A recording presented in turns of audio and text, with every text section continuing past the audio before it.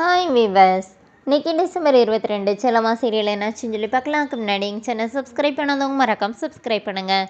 இன்றைக்கி என்ன அப்படின்னு சொல்லி பார்த்தீங்கன்னா, எங்கள் மேகா வாசுதேவன் கிட்டே என்ன சொல்கிறாங்கன்னா, ஜானகி அத்தைக்கு மட்டும் இதை தெரியாமல் நீங்கள் ஜோதிக்கிட்ட பேசுங்க, உங்களுக்கு என்ன ஹெல்ப் பண்ணாலும் நான் பண்ணுறேன்னொன்னே, இதுக்கு நான் உனக்கு என்ன திருப்பி செய்ய போகிறேன்னே தெரிலனோடனே, நீங்கள் இந்த மாதிரி எனக்கு சித்துவை மட்டும் கல்யாணம் பண்ணி தந்தால் போதும், அவன் செல்லவாவை கல்யாணம் பண்ணிட்டான்னா பார்த்துக்கோங்க அப்படின்னே, அப்படிலாம் நடக்காதுமா, அதெல்லாம் நான் பார்த்துக்கிறேன் அப்படிங்கிற மாதிரி வாசுதேவன் சொல்கிறாரு.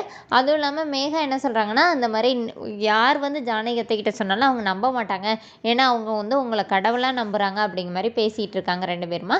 இங்கே என்ன ஆகுதுன்னா, மேகா ரோட்டில் நின்று அந்த ஜோஷியக்காரர்கிட்ட பேசிகிட்டு இருக்கிறாரு. அதே வழியாக மகேந்திரன் டூ வீலரில் வரும்போது இவங்க ரெண்டு பேரையுமே பார்த்துடுறாரு. பார்த்து இவங்க ரெண்டு பேரும் என்ன பேசுகிறாங்கன்னு பார்க்குறாரு. ஆனால் அவருக்கு சரியாக கேட்கல. அப்புறமா அவர் போயிடுறாரு. இங்கே என்ன ஆகுதுன்னா, நைட்டு ஜோதிக்கிட்ட அவங்க அண்ணன் கேட்குறாரு, என்னம்மா வாசுதேவன் இன்னைக்கு வரலையா அப்படின்னோடனே, அந்த சுந்தரி என்ன பண்ணுறா, சீக்கிரமாக அந்த ஜானகியை போட்டு தள்ளணும், அவள் அங்கே போனதுலேருந்து எதுவுமே செய்ய மாட்டேங்கிறாரு, அவர் வீட்டுக்கு தெரிஞ்சதுலேருந்து இங்கே வரவே மாட்டேங்கிறாரு அப்படின்னு அவங்க அண்ணன்கிட்ட பேசிகிட்டு இருக்கிறாங்க. அப்போ பார்த்து இந்த செல்லமாக தான் நமக்கு பிரச்சனையாக இருப்பா, அவளையும் போட்டு தள்ளிடணும்னு சொல்லிட்டு இவங்க ரெண்டு பேருமா பிளான் பண்ணுறாங்க.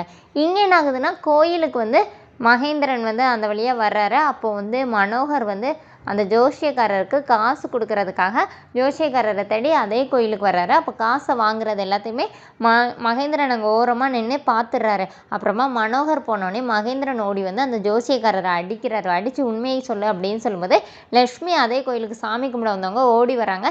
எங்கே அவரை போட்டு அடிச்சுட்டு இருக்கீங்கன்னொன்னே, இவன் நம்மளை எப்படி ஏமாற்றிருக்கான் தெரியுமா அப்படின்னு சொல்லிட்டு நடந்ததெல்லாம் சொன்னோன்னே, அவர் காசுக்காக இந்த மாதிரி செஞ்சேன் அப்படின்னு சொல்லிட்டு அவர் ஒத்துக்கிறாரு.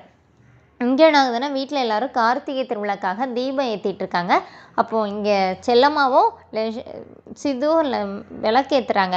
அப்போ சித்து அப்படியே ரொமான்ஸ் பண்ணிகிட்ருக்கிறாரு. இங்கே மேகா அவங்க பாட்டி எல்லாருமா இந்த செல்லம்மா அடித்து விரட்டிட்டோன்னா சித்து ஜானகி பேச்சை மீறவே மாட்டான், அவளை நம்ம கல்யாணம் பண்ணிக்கலாம்னு சொல்லிட்டு இவங்க இந்த பக்கம் பிளான் பண்ணுறாங்க.